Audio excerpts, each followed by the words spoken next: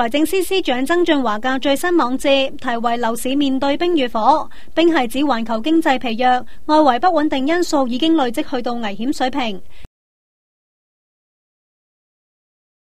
而火就係低利率同埋流動資金充裕嘅環境。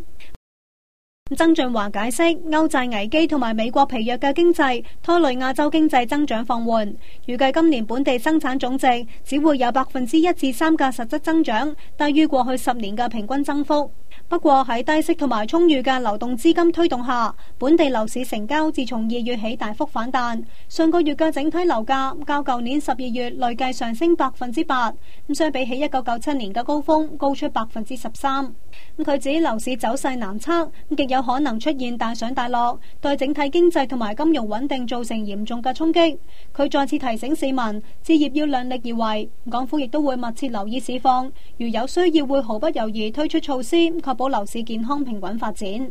香港福頻電視記者胡海文報道。